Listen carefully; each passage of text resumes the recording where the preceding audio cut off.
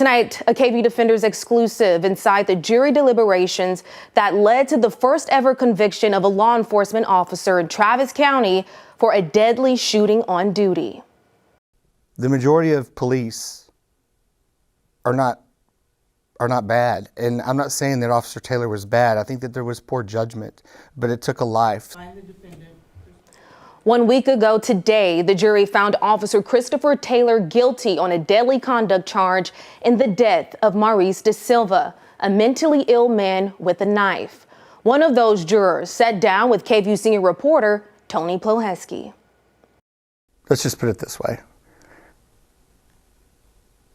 My political views are not what you would have believed this verdict would have been. We, the jury, find the defendant, Christopher Taylor, guilty. For the first time, a juror who voted to convict Austin police officer Christopher Taylor explains why. But he starts by dispelling any notion that the 12-member jury was anti-police. He asks that we not show his face or say his name out of fear for his safety. I'm not protesting I've never believed in protesting the police. I have always supported the police. I never supported defund the police. I vote Republican. I am, and several other members of that jury as well. This jury was by in no means ready to see what we saw. What they saw and what this juror says they could not overcome were hours of body camera footage that showed the events leading up to the death of Maurice De Silva and the moment that Officer Taylor opened fire. But I think the threat level increased by their own doing. On that day in 2019, Austin police officers were called to the Spring condominiums after De Silva, a researcher and scientist, was seen walking around the property with a knife. The juror says in analyzing the facts of that day, they placed an emphasis on dispatch records that did not indicate De Silva was an immediate threat to the public. Everybody had requested a mental health officer for Dr. De Silva. He says the jury believed that Taylor and other officers made missteps after arriving at the scene. Among the most objectionable, he says, taking an elevator, not stairs, to a communal floor where they believed De Silva was.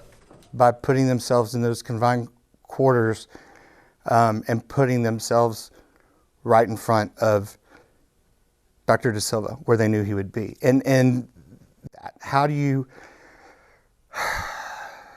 arrive at the level of threat is imminent enough that you believe that Dr. De Silva was attempting to commit murder? During the trial, Taylor's defense attorneys argue that the officers faced an immediate threat from De Silva because of the knife and the less than 5 feet distance between De Silva and the officers. We didn't understand why they didn't even give the taser a chance to work. During 3.5 days of deliberations, jurors watched and rewatched hours of video, going through a chart indicating the level of risk De Silva posed. But the juror says there was little risk of a deadlock. After hours of watching that and dissecting it and going frame by frame, even more so than they did in the courtroom, we all came to the conclusion that there was just nothing reasonable about it. So this was never close? I believe a couple jurors went back and forth a couple times. I can't say that I didn't go back and forth, right? Because you don't want to believe the truth. 1 week later, the juror at times fights back tears over the emotions of the case. But he still believes that their conviction was justice served. It was the hardest thing I've ever done in my life. No question about it. To have the authority to wear a badge and also carry a gun comes with a lot of responsibility. The jury did not impose punishment on Taylor. That decision will be made in coming days by the judge. He faces up to 10 years behind bars. Officer Carl Crecia also faces charges for the shooting. No trial date has been set. For the KVUE Defenders, Tony Ploheski, KVUE News.